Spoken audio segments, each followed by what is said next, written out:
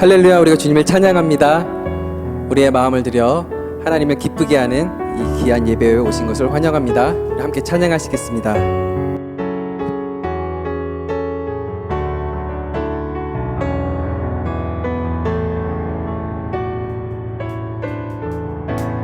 나의 기도하는 것보다 더욱 응답하실 하나님, 나의 생각하는 것보다 더욱 이루시는 하나님, 우리 가운데 역사하신 능력대로 우리들의 강구함을 넘치도록 능히 하실 주님께 모든 영광과 존귀 찬양과 경배를 돌릴지어다. 모든 영광과 존귀 찬양과 경배를 돌릴지어다.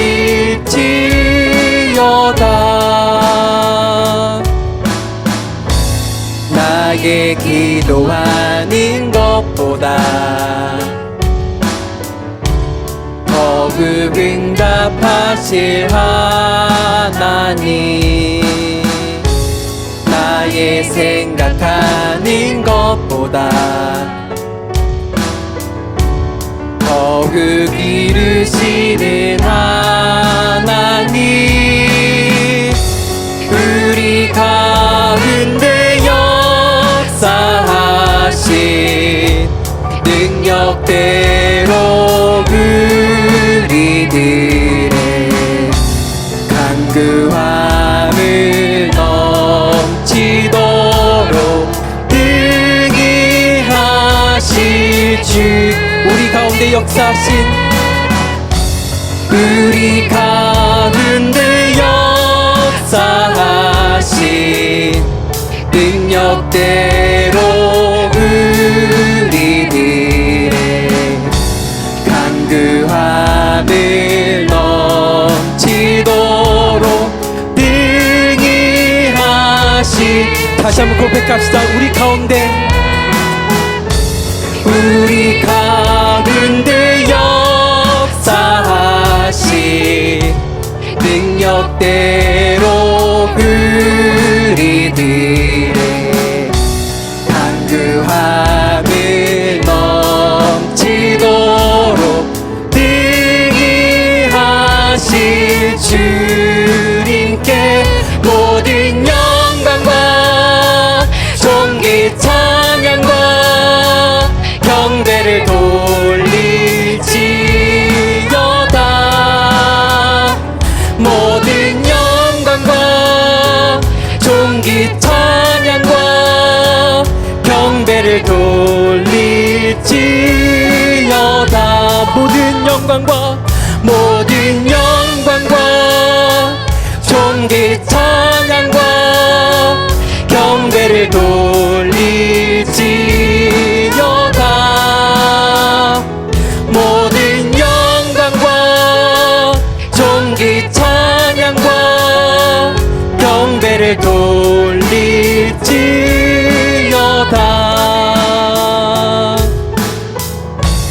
나의 기도하는 것보다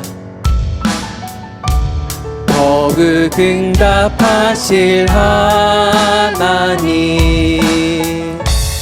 나의 생각하는 것보다 더욱 이루시는 하나님, 우리 가운데 역사하신 능력대로 우리들의 간구함을 넘치도록 주님께 모든 영광과 존귀 찬양과 경배를 돌릴지어다. 모든 영광과 존귀 찬양과 경배를 돌릴지어다. 우리 가운데 역사하신, 우리 가운데 역사하신 능력대로 우리들의 강구함을 넘치도록 능히 하시. 주님께서 주님만을 보여주셨습니다. 모든 영광과 존귀 찬양과 경배를 돌릴지어다. 모든 영광과 존귀 찬양과 경배를 돌릴지어다.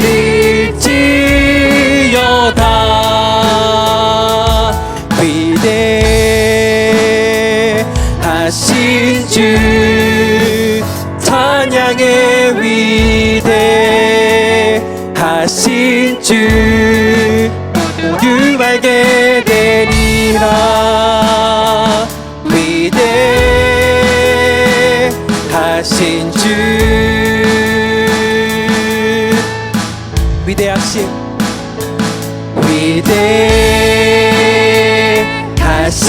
주, 찬양의 위대하신 주 모두 알게 되리라. 위대하신 주, 모든 이름 위에 모든 이름 위에 뛰어나신 이름 다 찬양해. 위대하신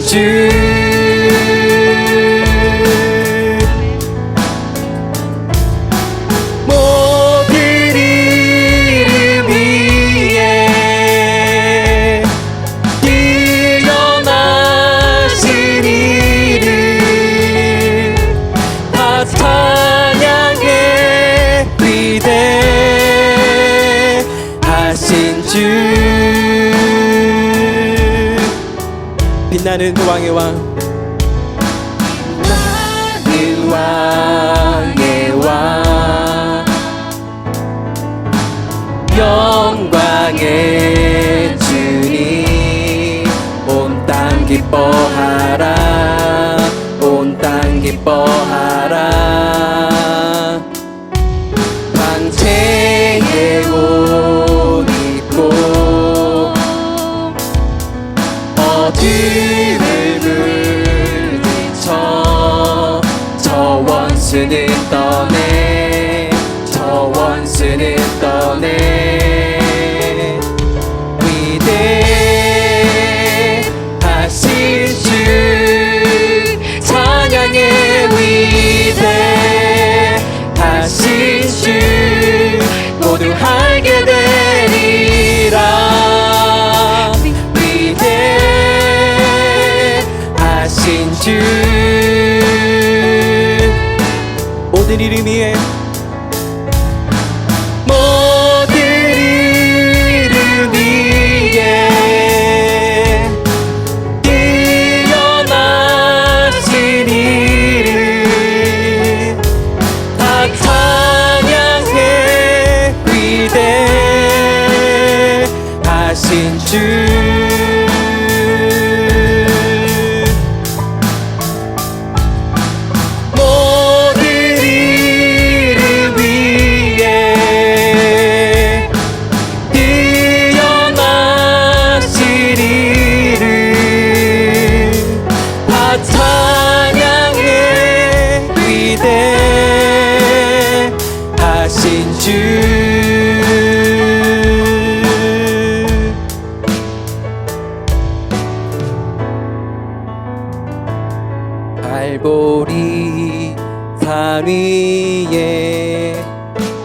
십자가 섰으니 주가 고난을 당한 표라. 험한 십자가를 내가 사랑하는 주가 보혈을 흘린 일세 최후 승리를 얻기까지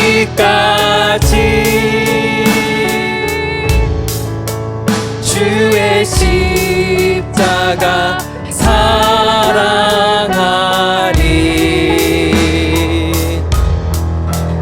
빛난 면류관 받기까지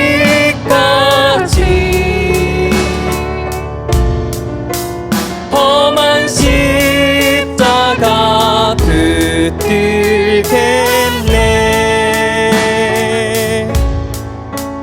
멸시함을 받을 주의 십자가에 나의 마음이 끌리도다. 귀한 어린 양이 세상 죄를 지고 험한 십자가 지셨도다.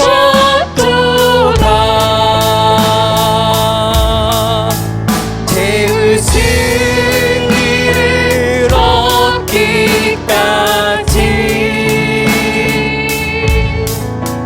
주의 십자가 사랑하리.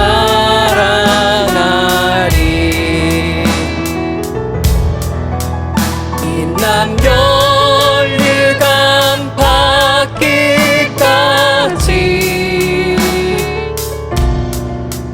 험한 십자가 붙들겠네.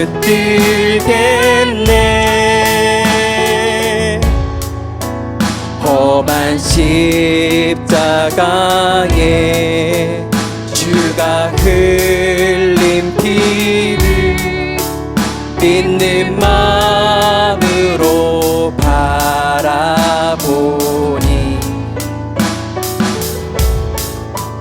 나를 용서하고 내 제사 하시려 주가 흘리신 보혈일세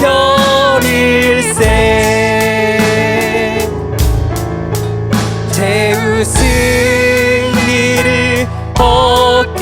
얻기까지 주의 십자가 사랑하리.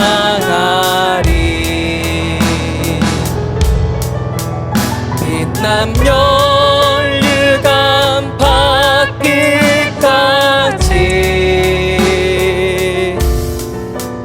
험한 십자가 붙들겠네.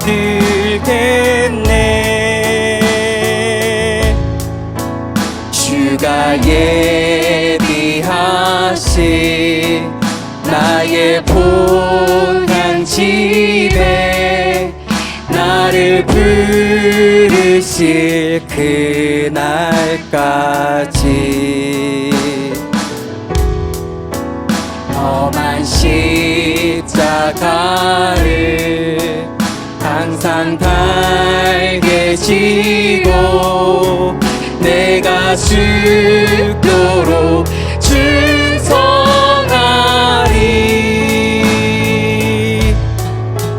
최후 승리를 얻기까지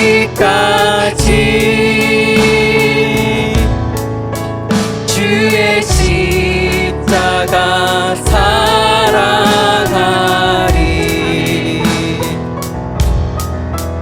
빛난 면류관 받기까지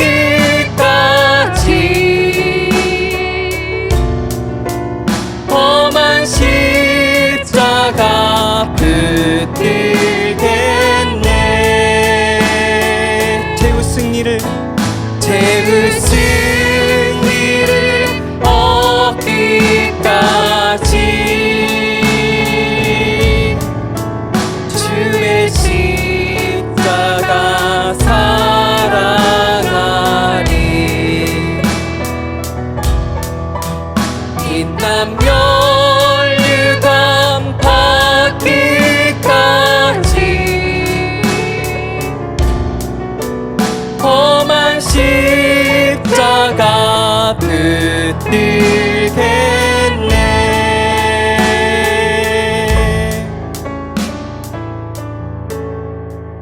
하나님, 이것이 우리의 고백입니다.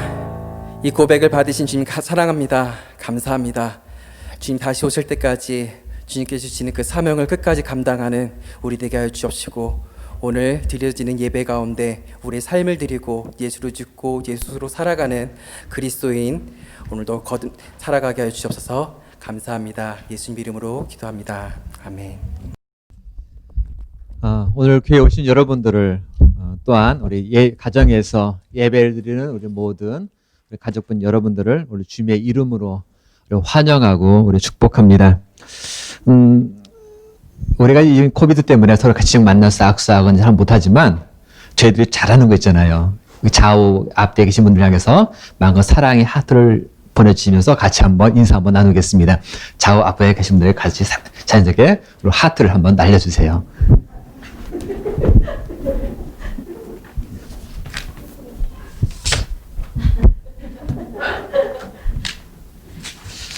어, 6월은 보통 저희 교회에서도 그렇고 우리가 호국의 달로 인해서 같이 나라를 위해서 우리 함께 기도합니다.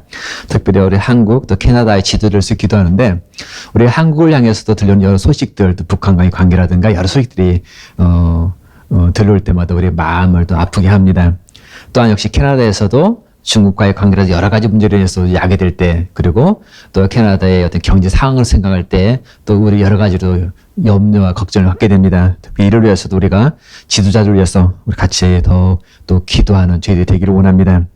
그리고 우리가 2주 전부터 온라인 예배인가 오프라인 예배로서 같이 예배를 드리고 있는데, 우리가 주일 예배를 드릴 때 있어서 항상 안전 그 수칙이 있잖아요. 그건 반드시 우리 지켜야 할 것 같아요. 아직 캐나다에서는 그런 보고를 제가 받지 못했지만, 이 미국에 있는 한 교회, 저희가 거의 같은 시기에 주일 예배를 시작했는데, 그 교회 내에서도 역시 코비드 환자가 발생해가지고, 지금 또 약간 문제가 됐나 봐요. 근데 거기에 감염자분이 처음 봤는데 아무 증상이 없었던 거예요. 근데 나중에 드리고 두 번째 주일 예배 드리는 가운데 증상 이상해서 그때 체크했더니 확진이 된 거죠. 그러니까 우리가 어떻게, 그러니까 모르는 상황인 것 같아서 항상 우리가 주의할 거는 그럴수록 더 우리가 안전을 우리가 스스로 챙겨야 된다는 생각을 갖습니다. 그래서 마스크 착용이라든가 손 씻는 거라든가 아니면 사용한 물건 소독한다든가 그런 것들을 우리가 좀 신경 써서 당분간 계속 가져야 되지 않을까 하는 생각을 갖습니다. 그리고 행여나 우리 몸의 컨디션이 좋지 않으신 분들은 우리가 또 그 가정에서 오프라인으로 함께 같이 예배 드리면서 함께 또 주님께 영광 돌리기를 원합니다. 그리고 이제 뒤에 오실 때 우리 계속해서 오신 분들 명단 기록하는 거 잊지 마시고 삼성이 명단을 꼭 여러분 기록해 주시기를 바라고요. 그리고 사실 우리가 지금 우리가 거리두기를 외쳐도 안 되는 것이 우리 어린이들이 안 되더라고요.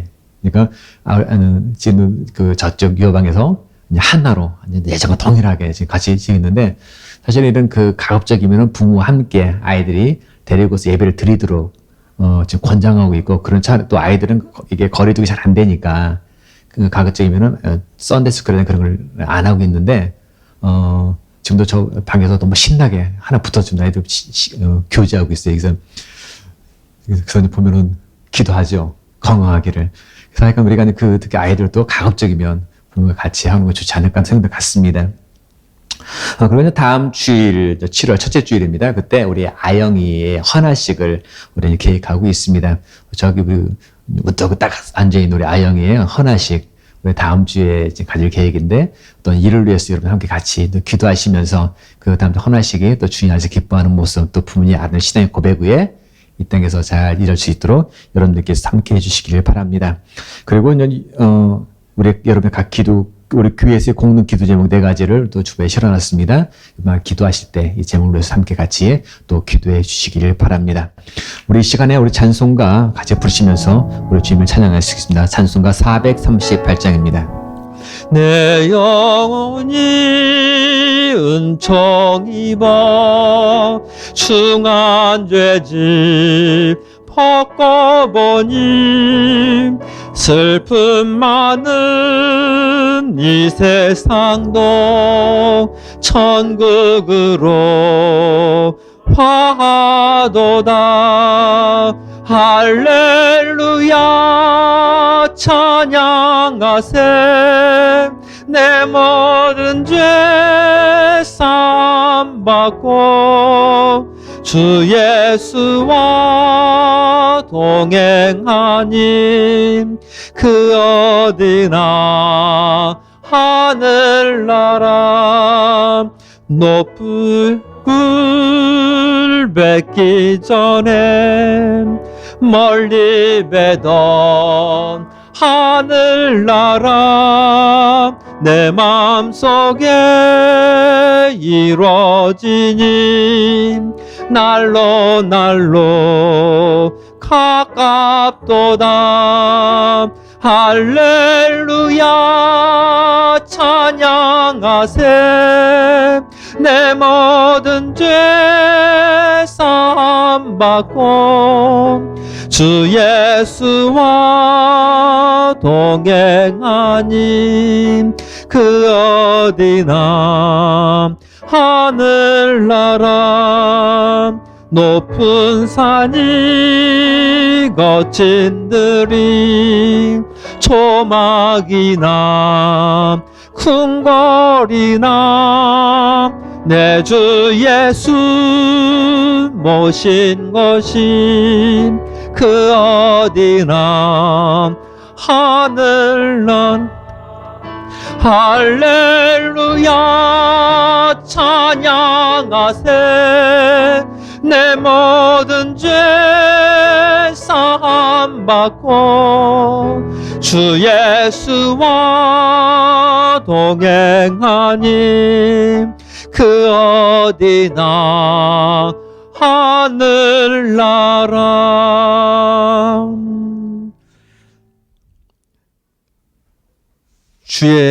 주님 계신 그곳, 바로 우리가 있는 그곳, 바로 하늘나라이기에 그것이 너무 우리에게도 감사하고 은혜스럽기에 이 시간에 저희들이 이 아름다운 믿음의 고백을 우리 주님 앞에 나와 주님을 감사 또 찬양으로 영광을 올려드립니다.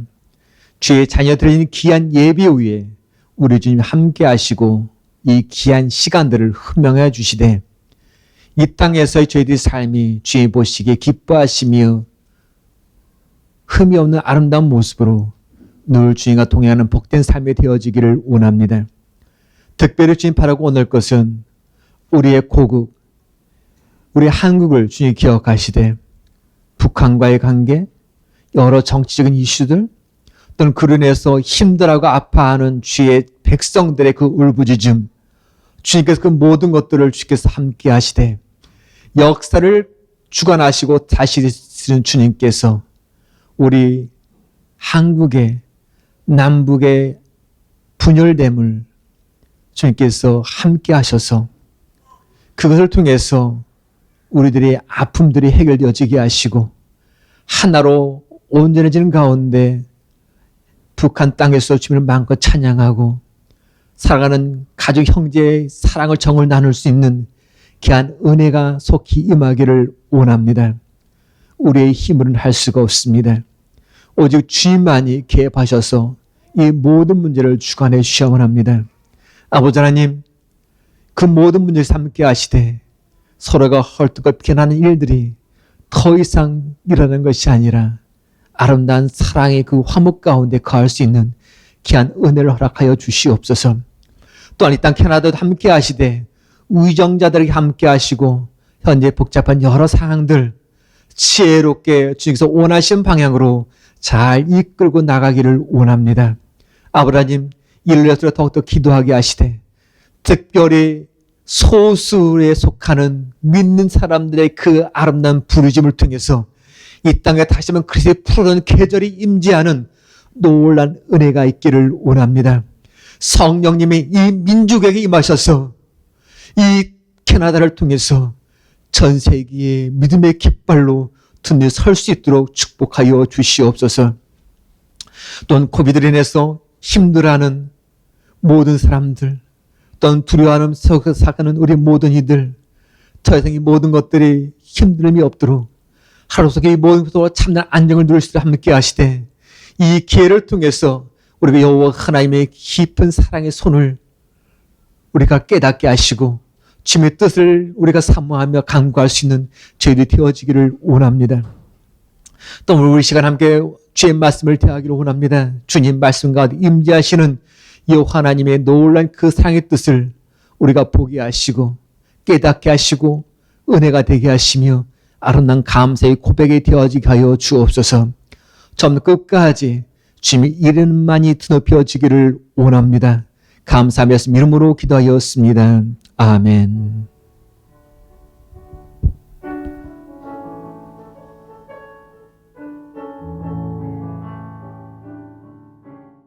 우리 시간에 우리 감사하여 주님의 사랑 부르시면서 우리 봉헌 시간 갖도록 하겠습니다.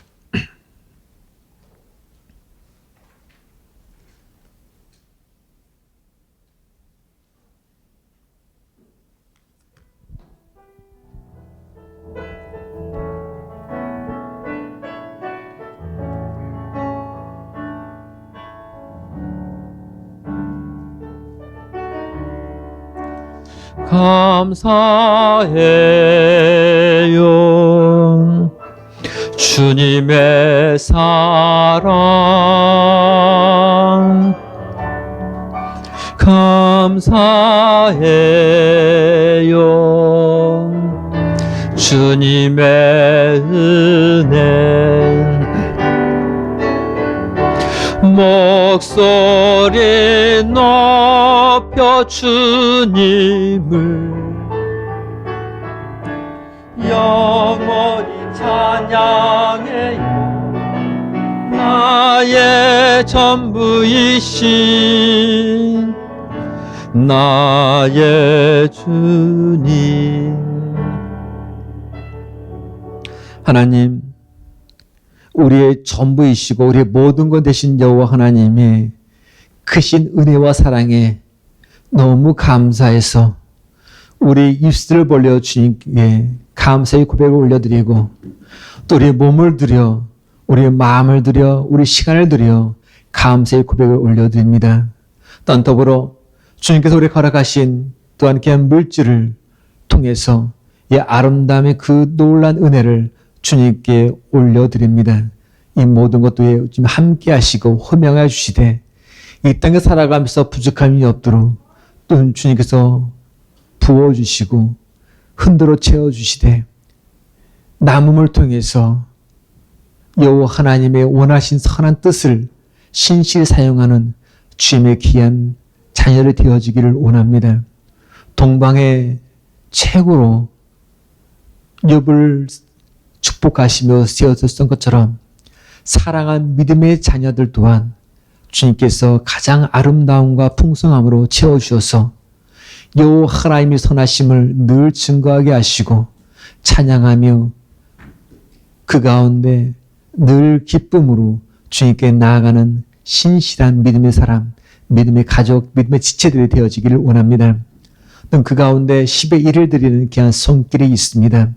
열심히 땀 흘린 귀한 그 열매의 값을 주님께 드리는 그 귀한 손의 열매를 주님께서 흠망해 주시되 아버지 하나님 이와 같은 10의 1의 결과가 다음에는 그 다음에는 더 풍성해질 수 있는 놀란 은혜도 허락하여 주옵소서.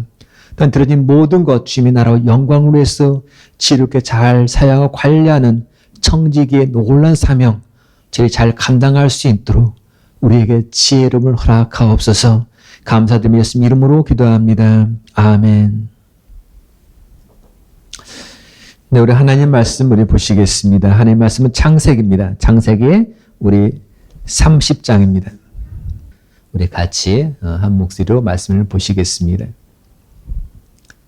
네, 우리 22절 봅니다. 하나님이 라헬을 생각하신지라 하나님이 그의 소원을 들으시고 그의 태를 여셨으므로 그가 임신하여 아들을 낳고 이르되 하나님이 내 부끄러움을 씻었다 하고 그 이름을 요셉이라 하니 여호와는 다시 다른 아들을 내게 더하시기를 원하노라 하였더라. 아멘. 전에 제가 봤던 것 중에 얼굴도 못생긴 것들이 잘난 척 하기는 이런 유행어를 유행시켰던 그 개그맨 정종철 그 형제의 그 유행어가 생각이 났습니다. 얼굴도 못생긴 것들이 잘난 척 하기는. 자, 그러나 우리가 그냥 어렸을 때 보면은 그 영화나 아니면 책이나 아니면 동화 구연으로 우리가 많이 듣고 또 자녀들에게 많이 이야기해 줬던 책, 바로 백설공주와 일곱 난장이에서는 얼굴도 못생긴 것들이 잘난 척 하는 나눔이보다는 이쁜 것이 잘난 척 하는 바로 여인이 등장합니다. 자, 그 여인은 바로 왕비였고, 바로 이제 새 왕비였습니다. 자, 옛날에 하얀 눈이 포송포송히 내릴 그때 눈처럼 하얀 공주가 태어났습니다. 그래서 그 이름을 백설공주라 지었지요. 자, 이 아이가, 어린아이가 태어났을 때 그 나라 전체는 크나큰 축제가 되었습니다. 그러나 안타깝게도 얼마 못 가서 이 왕비는 병으로 인해서 세상을 땄고, 그에 대해서 안타까운 이 왕이 새 왕비를 맞이합니다. 이 새 왕비는 그러나 놀라운 것은 바로 마녀였죠. 그런데 그러면서 이 여인은 우리가 놀라운 거울을 하나 가지고 있잖아요.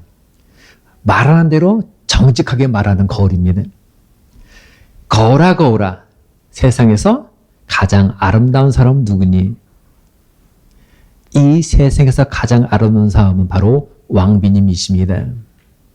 자, 그런 질문을 오늘도 하고 내일도 하고 그 다음에도 하고 계속 어김없이 항상 질문을 던졌습니다.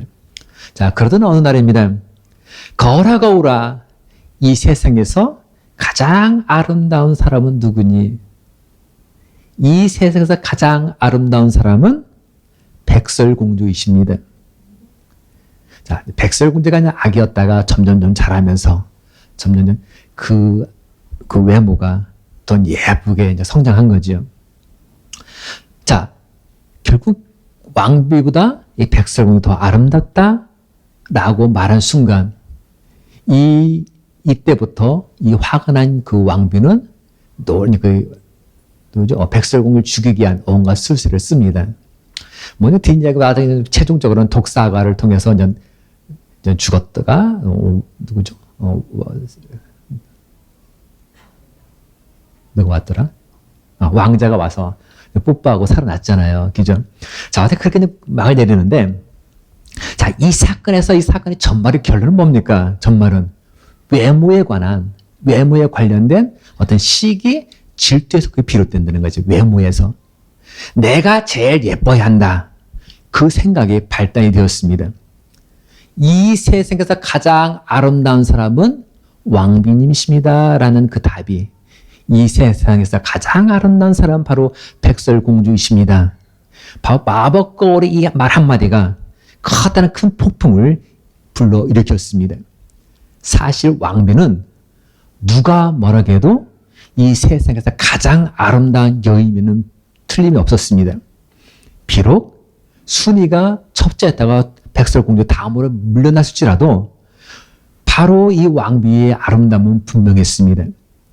하지만 왕비는 자기가 외모는 매우 아름다울지 모르지만 그녀의 마음밭은 그것을, 그 사실을, 내가 이인자라는 사실을 받아들일 마음밭이 전 준비가 안 돼 있었다는 거죠.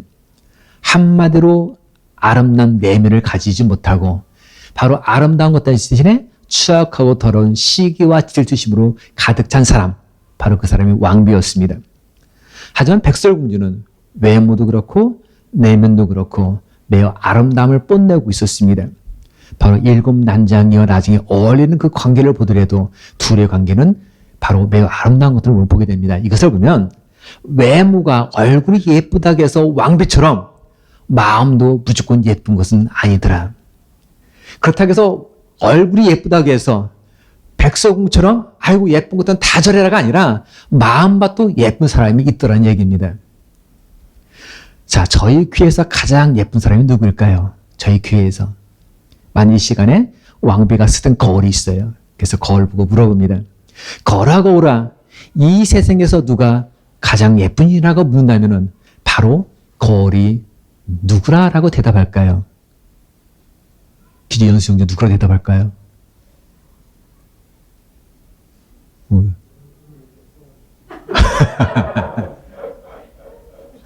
여기 없어가지고 말을 못해 지금. 그죠? 경준 형제는 알겠는데 그러면 누가 대답할까요? 아유, 싫어. 그렇게 되면 얘기가 준비한 내용 틀려져가지고. 바로 그건 누굴까? 근데 제가 확실한 것은 정말 이 자리에는 최고의 아름다움을 뽐내는 사람들이 앉아있다는 거예요. 어디를 내놓고 사진을 봐도, 제가 비교해봐도 저희 여기 계신 우리들만큼 예쁜 사람은 제가 보지 못했습니다. 그데 더 놀라운 것은 우리 모두의 마음반 역시 아름답기 때문에 누가 더 예쁘네 뭐하네 그거 하는 게 없이 시기 질투 없이 우리가 하나가 되어서 함께 하고 있다는 사실이 더 은혜가 되었습니다.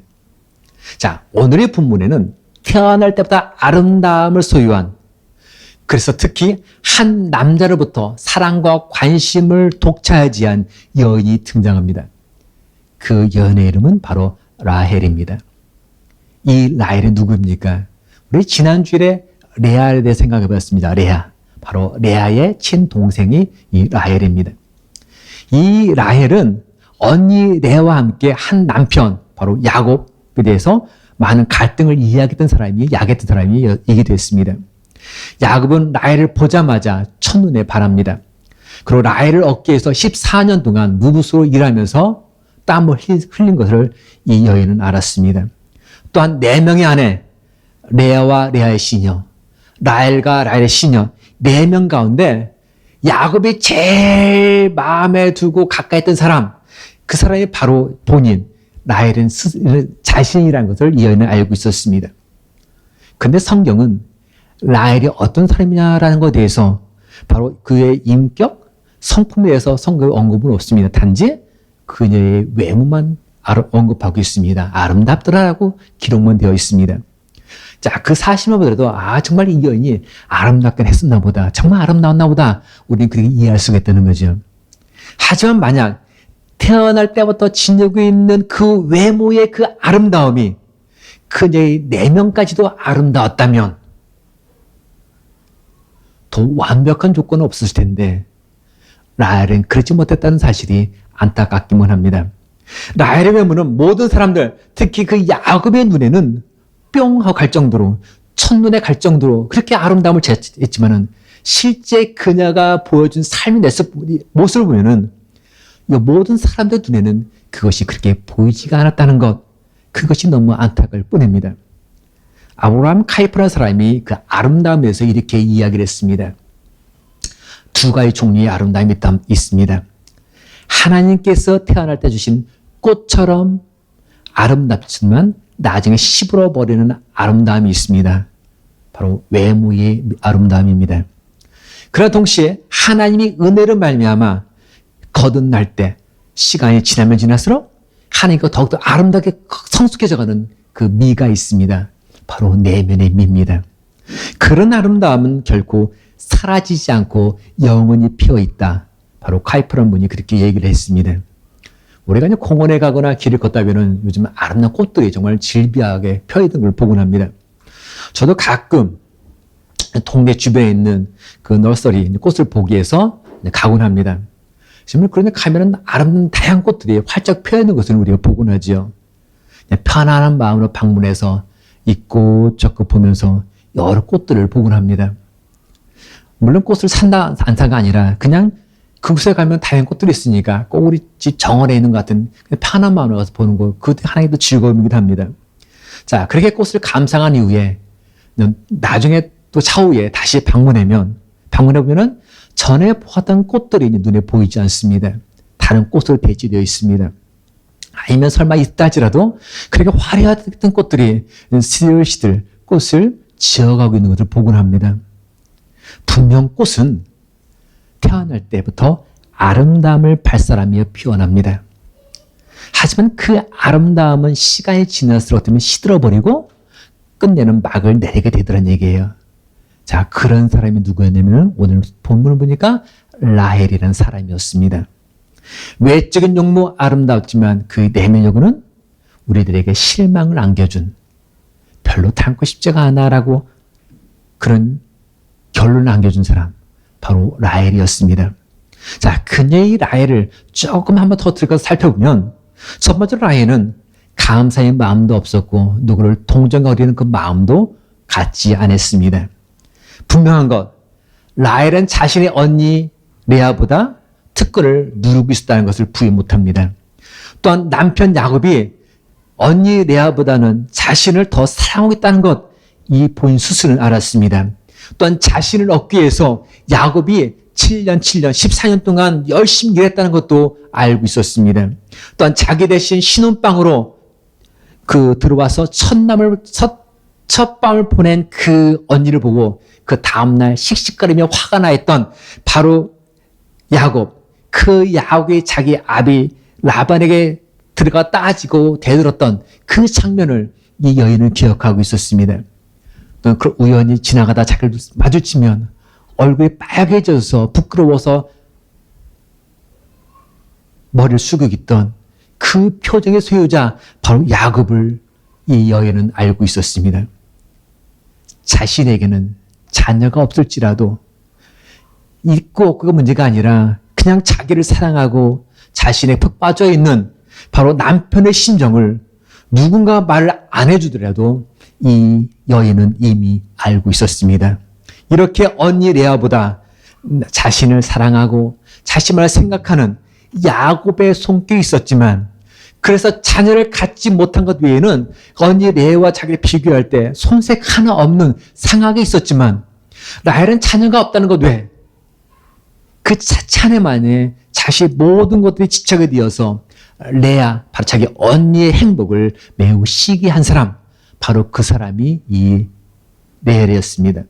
자, 라헬은 그의 마음속에 자녀 없음이, 내가 자녀 없다는 거 하나가 내가 언니한테 뒤지고 있구나, 난 뒤처진 사람이다 라고 생각을 하고 있었습니다. 그래서 라헬이 하나님께 바로 야곱에게 이렇게 부르짖습니다. 내가 내게 자식을 낳게 하라. 그렇지 아니하면 내가 죽겠노라. 나 자식을 좀 갖게 해달라. 그치, 나 죽겠다. 자녀를 갖고자 하는 그 욕망을 이루지 못한 것에 대해서 이 라헬은 크나큰 고통을 느끼고 있었고 겪었습니다. 그런데 이 고통은 하나님으로부터 점점 멀어지게 이 여인을 만들었습니다. 바로 언니 레아와는 정반대의 모습이었습니다. 언니 레아는 고통이 찾아올수록, 본인의 슬픔이 찾아올수록 하나님을 더욱더 가까이 했고 하나님을 더욱 찾았고 하나님을 더 부르짖었던 사람이었지만, 이 라헬은 그런 슬픔이 오고 고통이 올수록 점점 등을 돌렸던 사람, 바로 그 사람이 누구였냐면 이 라헬이었습니다. 그러면서 내가 모든 주권을 잡고 자신의 문제의 해결책을 찾아보고서 발버둥 쳤던 사람, 그 사람이 바로 라헬이었습니다. 이 두 자매 레아와 라헬, 가장 큰 차이가 바로 뭘까요, 여러분? 바로 그것이 큰 차이가 여기에 있습니다. 자, 오늘날도 보면 우리가 어떤 문제가 찾아오잖아요, 우리에게. 그러면 문제가 찾아오면 문제를 대하는 그 모습을 보면은 사람마다 차이가 있어요. 어떤 사람은 레아처럼 문제가 딱 오면은 하나님께 더 나아가서 무릎 꿇고 부르짖는 사람이 있습니다. 근데 반면에 어떤 사람은 라헬처럼 문제가 오면 오히려 하나님을 원망합니다. 어떻게 나에게 이런 일을, 그리고 그 문제들을 일으킨 모든 것에 불평을 일삼는 사람이 있습니다. 그러면서 결국은 자신의 머리, 바로 장깨로 그 돌파구를 해결하려고 노력하는 사람이 있습니다. 자, 그 사람 바로 라헬입니다. 라헬은 자신의 여종 그 비라를 그래서 남편에게 보냅니다. 자, 이 당시의 관습이 어떤 관습이 있냐면, 자신의 여종이 있잖아요, 여종을 남편에게 보내요. 그래서 남편을 통해서 아이를 낳잖아요. 그러면 그 아이가 누구 아이가 되냐면은 그 자기의 보낸 여종의 아이가 되는 아니라 내 소유가 되는 거예요. 내 아이가 되는 거예요. 그러니까 그 라헬이 자신의 여종 비라를 남편에게 보내서 남편으로서 아이를 얻었으면은 그 아이는 누구 아이냐면은 바로 비라의 아이가 아니라 라헬이 자신의 아이가 되는 거예요. 그 당시에 관습이 그랬다는 거죠.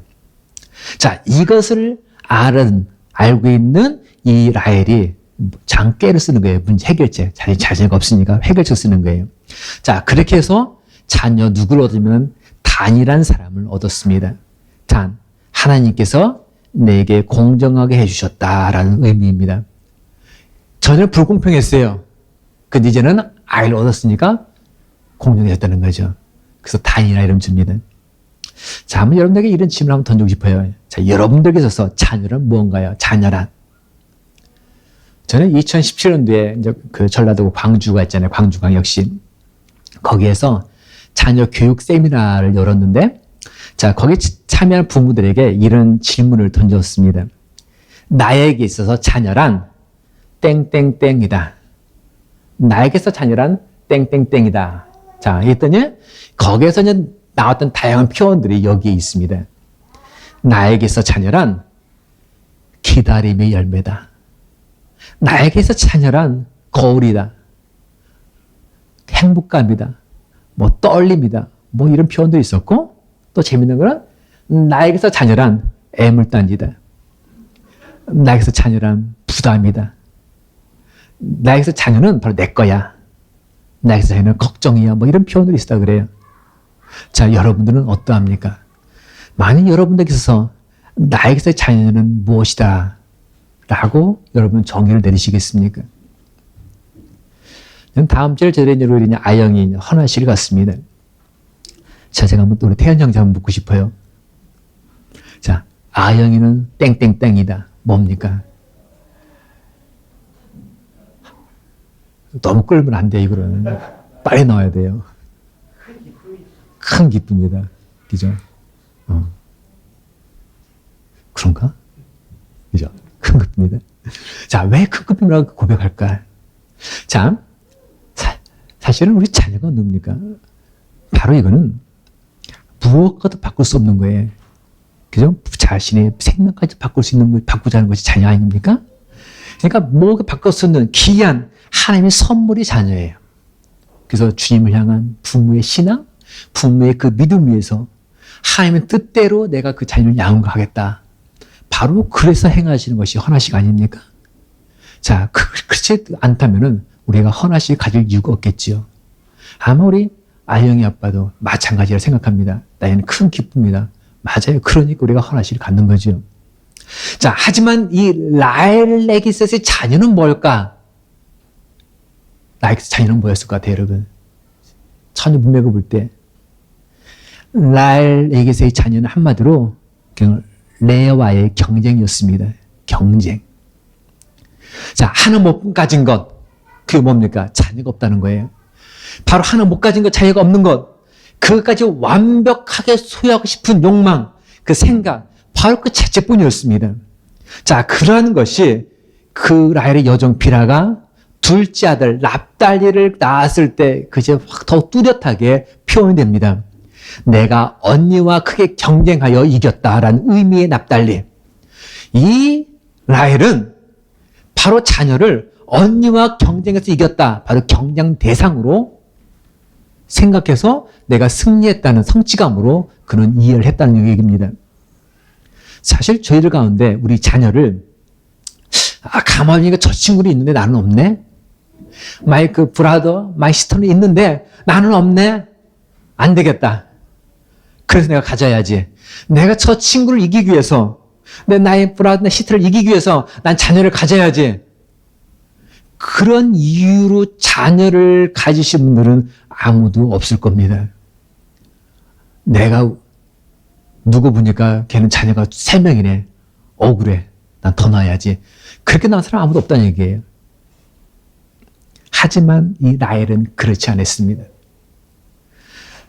사랑하는 사람, 남편 야곱의 자녀이기 때문에 내가 자녀를 가졌으면 좋겠다가 아니라 레아는 있고 나는 없네. 경쟁에서 난 지고 있네라는 생각이 드니까 자녀를 갖고자 더 갈망했습니다. 어쩌면 99%의 모든 걸 난 다 소유했을지라도 1% 갖지 못한 욕구 때문에 라헬의 행동, 주변 사람들을 모두 위험하고도 피곤한 관계로 만들어 버렸습니다. 라헬이 비록 자기 자식은 없을지라도 남편의 사랑을 전혀 갖지 못하고 있는 레아를 사랑하며 그리고 그에게 레아에게 자녀를 주신 것을 감사하는 그런 삶을 살았다면 과연 어땠을까 한번 생각해 봅니다. 하지만 분명한 것, 그녀는 그렇지 못했습니다. 자, 차후에 하나님께서 오늘의 성경 말씀처럼 이렇게 말씀합니다. 21절 보니까 하나님이 라헬을 생각하시니라. 하나님이 그의 소원을 들으시고 그의 태를 여셨으므로 그가 임신하여 아들을 낳고, 지금까지는 자기 몸으로 낳지 못했는데 드디어 하나님께서 그 라헬을 위해서 바로 태를 열어주셨고 그녀를 통해서 아이를 낳게 해주셨습니다. 하지만 라헬은 두 번째 아들 바로 베냐민을 낳다가 약속의 땅에 가지 못하고 죽고 맙니다. 그리고 자신의 무덤도 아브라함 하나님, 이삭의 하나님, 야곱의 하나님이잖아요. 바녀가 아브라함 할아버지 때 이삭 아버지, 그 부부가 묻혔던 그 장지, 가족 묘지에 본인이 사실 장이 죽으면 어디 묻혀야 돼요? 거기 가족 묘지에 묻혀야 되는 불구하고 끝내는 거기에도 들어가지 못하는 비운의 여인이 되고 말았습니다. 감사가 없고 남을 측은히 여기는 마음도 없는 라헬의 마지막 슬픈 모습이 이렇게 끝나고 맙니다. 자, 그러면서 라헬은, 하나님은, 또 남편은 이 라헬은 신뢰하거나 믿지를 못했습니다. 오직 그가 신뢰하고 믿은 사람은 딱 하나, 자기 자신뿐이었습니다. 자, 오늘 야곱은 두 아내 레아와 라헬을 불러서 하나님이 말씀하신 것을 이야기합니다. 31장 3절 말씀 보니까 여호와께서 야곱에게 이르시되 내 조상의 땅, 내 족속에게로 돌아가라. 내가 너와 함께 있으리라 하시니라. 돌아가 어디로요? 네 조상의 땅, 네 고향으로 돌아가라. 내가 너와 함께 하겠다. 자, 아버지와 형으로부터 도망쳐 나왔던 야곱, 이제는 하나님 약속하신 그 땅으로 다시 돌아가겠다는 내용입니다. 자, 이 얘기를 듣고서 두 아내는 반응합니다. 하나님이 당신에게 말씀하신 대로 행하세요라고 이 두 여인은 반응하죠. 두 아내는 모두 바로 야곱의 그 결정에 대해서 순응하겠다고 이야기를 합니다. 하지만 그를 떠나기 위해서 준비하는 그 과정을 보면은 두 여인의 모습은 완전히 차이가 납니다. 지금까지 자신의 고향을 한 번도 떠나본 적이 없는 레아와 라헬. 사실 우리가 새로운 곳으로 간다는 것, 그것은 우리에게 때로는 들뜸, 기대감도 줄 수 있지만 새로운 곳으로 간다는 것, 미지세계로 간다는 것은 우리에게 긴장감과 두려움을 안겨주는 것도 사실입니다. 과연 그것은 어떠할까라는 긴장, 두려움이 찾아옵니다. 자, 하나님께서 자기들의 남편 야곱에게 떠나라 하신 그 말씀을 하시고 내가 너와 함께 하겠다 말씀하셨지만 이 말씀을 대하는 두 여인의 모습은 너무 확연하게 차이가 납니다. 레아와 라헬은 지금까지 어디서 살았었냐면은 우상을 신실히 쫓고 섬기던 그 땅에서 살았습니다.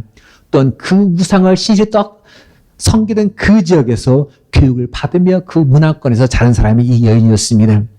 하지만 레아는 하나님을 향한 그 믿음이 더 견고해져 가고 있었고 또 남편 야곱이 믿었던 그 하나님을 이 여인도 신뢰하고 있었습니다.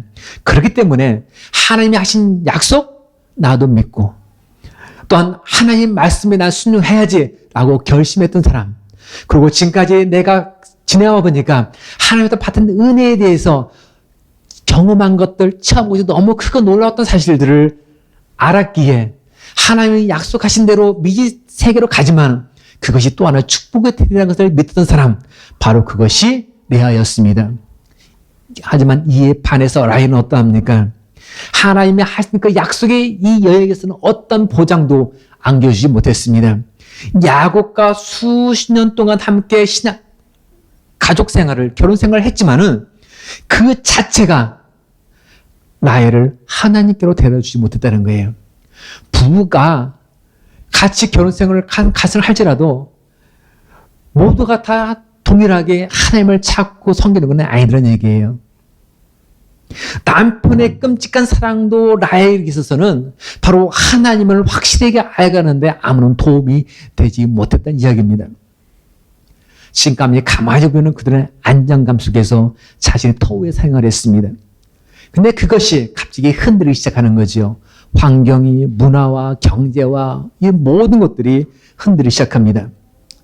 자, 그러자 이 라헬이 한 행동이 31장 19절에 보면 나옵니다. 그것이 뭐냐면 잠깐 보시면은 라헬은 그의 아버지의 드라빔을 도둑질했다. 바로 라헬의 한 행동은 바로 아버지 드라빔. 이게 뭡니까? 그거는 아버지가 섬기던 우상이에요. 그 우상을 도둑질한 거예요. 그러니까 하나님이 하신 말씀대로 간 것이 아니라 그냥 도둑질한 거예요. 뭘 우상을. 야곱이 하나님의 언약을 세우고 새롭게 무언가를 하고자 할 때 바로 라헬은 우상에게서 그 평안함을 안식을 찾고자 했습니다. 자기 생애를 자기 삶을 하나님께 나는 의탁해야지 하나님을 믿고 따라야지 그게 아니라 스스로 내 삶은 내가 알아서 준비해 가야지 마련해야지 바로 그렇게 생각하고 행동했던 사람이 이 여인이었습니다. 자, 이것은 하나님의 사랑이 그녀의 마음속에 그녀의 삶 속에 들어가 뿌리를 낼 수 있는 기회를 가졌도록 만들어주지 못했습니다. 라헬의 마음은 항상 이렇게 어두움과 교만으로 가득 찼습니다. 자, 오늘날에도 수많은 사람들이 교회를 다닙니다. 평상시에는 하나님을 찬양합니다. 평상시에는 하나님을 의지하는 것처럼 보입니다. 하지만 지금까지 자신의 삶을 유지했던 그 안정감이 흔들리기 시작하면 그때부터는 우리 속마음이 그대로 다 드러나기 시작합니다. 우리 그렇잖아요. 추수하기 전까지는 알곡과 쭉정이가 잘 구분이 안 돼요. 언제 합니까? 추수해봐야 알아요. 추수하면 알곡인지 쭉정인지가 구분이 됩니다. 바로 레아와 같은 신앙인도 있고 라헬과 같은 신앙인도 있다는 얘기입니다. 언제? 그 시기가 되면. 나중에 주님이 오시는 그 순간 되면 여기 중에는 우리 중에는 주님께 간 사람이 있을 것이고 우리 중에는 주님께 못 간 사람이 있을 때란 얘기예요. 나중에 천국 가보니까 와 있어야 될 사람 같은 느꼈던 사람이 없을 수가 있고 안 올 것 같은 사람이 가 있을 수 있다는 거예요. 우리들의 마지막 모습 과연 어떤 그림이 여러분 그려질까요? 라헬처럼 감사가 없고 남을 생각할 줄 모르고 오직 자신만을 생각하는 사람? 그래서 최후에는 내가 승리자가 될 것 같지만 그렇지 못한 삶을 지금 그려가고 있지 않은지 한번 우리 자신들을 돌이켜보기를 원합니다. 아니면 하나님을 배제하고 스스로 무언가를 해보고자 발버둥치다가 끝내는 씁쓸한 종말을 고하지 않을지 한번 우리 자신들을 또 생각해 보기를 원합니다. 하나님께서 바로 사랑의 손길로 우리를 터치해 주시고 우리를 만져주시고 이끌기를 원하시지만 내 자신의 어두움, 내 자신의 교만 때문에 그 기회를 내가 떨구고 있지 않은지 모르겠습니다. 자, 오늘 예배를 드리는 저희들 정말 새 왕비가 추구했던 그 아름다움이 아니라 바로 백설공주와 같은 그 내면의 아름다움, 바로 라헬이 추구하는 그 아름다움이 아니라 레아와 같은 그 아름다움의 소유자, 바로 그 같은 아름다움의 소유자가 저와 여러분 모두가 되시기를 주님의 이름으로 간절히 축원드립니다. 거울아 거울아, 이 세상에서 가장 아름다운 사람은 누구니? 이 세상에서 가장 아름다운 사람은 바로 박재신입니다. 이 세상에서 가장 아름다운 사람은 바로 예배를 드리는 여러분입니다. 가장 아름다운 사람은 하나님께서 허락한 시들지 않는 아름다움의 소유자 바로 누구요? 나입니다. 그런 믿음의 고백이 이 시간 드려지는 귀한 시간이 되시기를 주님의 이름으로 부탁을 드립니다. 우리 시간을 같이 우리 기도하시겠습니다. 우리 한번 같이 한번 기도하기 원합니다. 이 세상에서 가장 아름다운 사람이 바로 나라는 그 믿음의 고백. 그저 바로 저와 여러분들의 혹시 고백 아니십니까? 행여나 우리가 라헬 같은 모습이었다면 이 시간은 레아와 같은 아름다움의 소유자가 되게 해달라고. 그래서 최후에는 우리가 웃는 승자가 되게 해달라고. 어둠과 교만으로 네 기회를 놓치는 것이 아니라 더욱더 십자가를 붙잡고 주님의 사랑을 우리 자녀가 되게 해달라고 한번 같이 기도하면 어떻겠습니까? 우리가 한번 같이 주님께 한번 기도해 봅니다.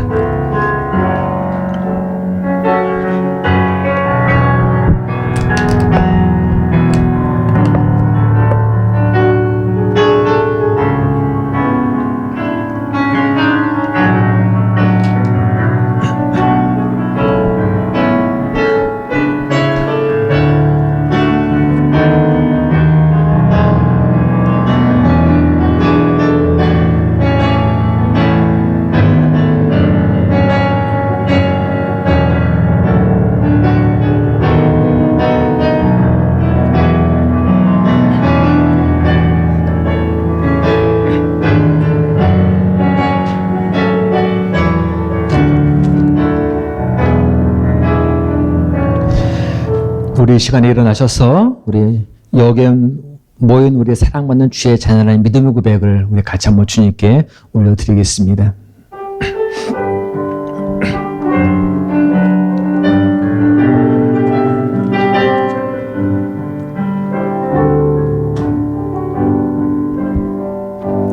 여기에 모인 우리 사랑받는 주의 자녀랑 주께서 뜻하신 바 우리 통해 펼치신다. 고통과 슬픔 중에 더욱 주님 의지하오니 이겨내고 주님 더욱 찬양하라. 이 믿음 너 굳세라. 주가 지켜주신다. 어두운 밤에도 주의 밝은 빛 인도하여 주신다. 이제는 우리 예수 그리스도의 은혜와 하나님 아버지의 극진하신 사랑과 성령님의 감동하시긴 더 역사하심이 이제는 레아가 지녔던 그 믿음의 아름다움을 우리도 소유하며 주님의 기뻐하시는 온전한 모습으로 나아가겠다고 헌신을 고백하는 주의 종들 위해 우리 가정 위에 이 교회 위에 지금부터 함께 하시기를 간절히 축원하옵나이다. 아멘.